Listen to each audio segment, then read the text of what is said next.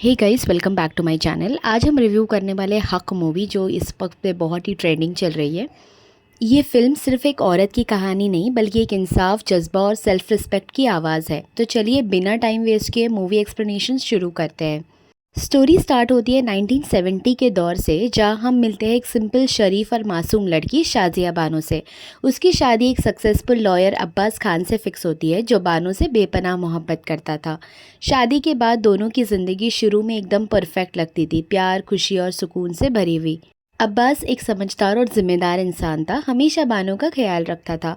बानो भी उसकी मोहब्बत में पूरी तरह खुश थी, लेकिन एक छोटी सी बात उसके जहन में चुभती थी। अब्बास घर के कुकर या चीज़ों को रिपेयर नहीं करता, सीधा बदल देता था।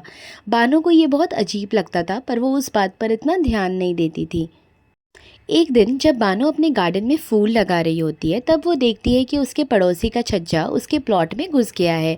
वो डिसाइड करती है कि वो इल्लीगल कंस्ट्रक्शन हटा देगी, लेकिन पड़ोसी आदमी उससे बदतमीज़ी से बात करता है और कहता है, मैं पुलिस बुला लूँगा। बानो भी हिम्मत से कहती है, बुला लो, मैं खुद पुलिस को बुलाती हूँ।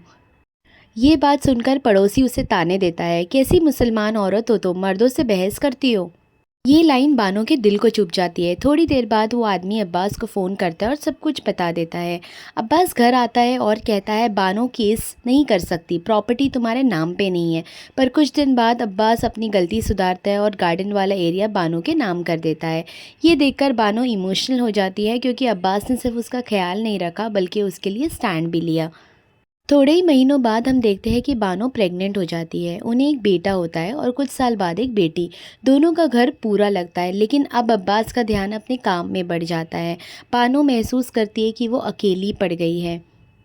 एक दिन फिर वही पड़ोसी आदमी उसे ताना देता है, तुम्हारे बच्चे कुत्तों के साथ खेलते हैं, ये गुनाह है। बानो परेशान होकर अब्बास को कॉल करती है, पर अब्बास चिल्लाता है, मुझे छोटी छोटी बातों पे तंग मत करो। ये सुनकर बानो का दिल टूट जाता है। कुछ दिनों बाद अब्बास पाकिस्तान के काम से चला जाता है। कहता है, मैं 3 हफ्तों में लौट आऊँगा। लेकिन 3 महीने निकल जाते हैं और कोई खबर नहीं। जब अब्बास लौट कर आता है, बानो खुशी से उसका इंतज़ार करती है, पर इस बार अब्बास के साथ उसकी माँ भी होती है और एक शॉकिंग खबर। अब्बास की माँ कहती है, अब्बास ने सायरा से शादी कर ली है। बानो शॉक हो जाती है, उसके पैरों तले ज़मीन खिसक जाती है। माँ समझाती है, सायरा तुम्हारी फूफू की बेटी है, उसके पति ने उसको मारा पीटा, वो विडो हो गई थी। मैंने अब्बास को कसम दी उससे शादी करने के लिए, इसलिए अब्बास ने शादी कर ली। बानो का दिल टूट जाता है, पर घर बचाने के लिए वो चुप रह गई। अब्बास कहता है कि तुम मेरी पहली औरत हो, मेरी असली मोहब्बत। सायरा से शादी मैंने मजबूरी में की थी। बानो अपने दिल को समझा लेती है। इसी बीच हम देखते हैं कि सायरा गार्डन के आउट हाउस में रहती है, लेकिन घर में अजीब सा टेंशन बन जाता है। बानो हर काम खुद करने लगती है, जैसे वो सायरा के होने का एहसास दबाना चाहती हो। सायरा उसे आपा कहकर इज्जत देती है, पर अंदर से दोनों के बीच एक खामोशी भर गया रिश्ता होता है।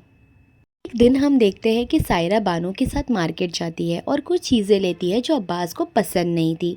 बाद में सायरा कहती है कि तुम जानकर वो सब ली ताकि अब्बास मुझसे ना मिल सके। फिर वो सच बताती है, अब्बास पहले से उसे प्यार करता था, और जब वो विडो बनी, जब उनके शौहर का इंतकाल हो गया, अब्बास वापस उसके पास आया। बानो की दुनिया एक पल में बिखर जाती है। अब्बास से पूछने पर वो चिल्लाता है, मैंने हर बात का हिसाब मैं आपको नहीं दे सकता। बानो बानो समझ जाती है, अब्बास वो इंसान नहीं है जिसने उससे प्यार किया था। एक साल और बीत जाता है। बानो को वापस से एक बेटा होता है, पर अब्बास अब उसके बच्चों तक से दूर हो चुका होता है। उसका ध्यान सिर्फ सायरा पर होता है। बानो चुप रहती है, सिर्फ अपने बच्चों के लिए। एक दिन अपनी वेडिंग एनिवर्सरी के दिन बानो अब्बास के ऑफिस सरप्राइज़ देने जाती है, पर अब्बास कहता है, मुझे टाइम नहीं है। बानो का सब्र टूट जाता है और वो अपने बच्चों के साथ मायके चली जाती है। कुछ दिन बाद अब्बास रियलाइज़ करता है कि वो गलत था, पर तब तक बहुत देर हो चुकी होती है। अब्बास हर महीने 400 रुपीज़ भेजने लगता है, पर बाद में वो भी बंद कर देता है। मजबूर बानो अपने बच्चों के हक़ के लिए वापस अब्बास के घर जाती है। अब्बास कहता है, तुम खुद गई थी, मैंने नहीं निकाला। बानो कहती है, पर तुमने एक बार भी मुझे रोका नहीं। अब्बास गुस्सा करता है, कहता है, एक नेक औरत अपने पति के खिलाफ़ नहीं बोलती। बानो कहती है, मैं एक माँ भी हूँ, मुझे अपने बच्चों का हक़ चाहिए। عباس بانو کو اس کا حق دینے سے منع کر دیتا ہے۔ بانو کے جو ابا ہوتے ہیں وہ ایک مولانا ہوتے ہیں، قاضی کے پاس جاتے ہیں پر انہیں بھی یہی جواب ملتا ہے، بانو کو گھر نہیں چھوڑنا چاہیے تھا۔ اس کے ابو کہتے ہیں بیٹی سچ تیرے ساتھ ہے، اپنے حق کے لیے لڑ۔ بانو کورٹ جاتی ہے پر لائر نہیں ہوتا۔ جج کہتا ہے تمہیں ایک لائر چاہیے۔ تب ایک لیڈی لائر بینا اس کا کیس لینے کے لیے ریڈی ہو جاتی ہے اور اپنے ساتھی فراز کے ساتھ مل کر بانو کا کیس فائل کرتی ہے سیکشن 125 کے تحت مینٹیننس کے لیے۔ اس پورے واقعے سے عباس شاکڈ ہو جاتا ہے، اس کے لیے یہ عزت کا سوال بن جاتا ہے۔ وہ مسلم کورٹ جاتا ہے جہاں قاضی اسے کہتا ہے عورت کو اپنی لمٹ میں رہنی چاہیے۔ بانو کہتی ہے میں نے قرآن پڑھا ہے، مرد اور عورت دونوں کا انصاف اور عزت دی گئی ہے پر عورتوں کو بتایا نہیں جاتا۔ کورٹ کے باہر آ کر اسے 3 بار طلاق بول کر رشتہ توڑ دیتا ہے۔ بانو کے ہاتھ میں صرف 2000 روپے دے کر اس سے مہر کا رقم دے کے وہ چلا جاتا ہے۔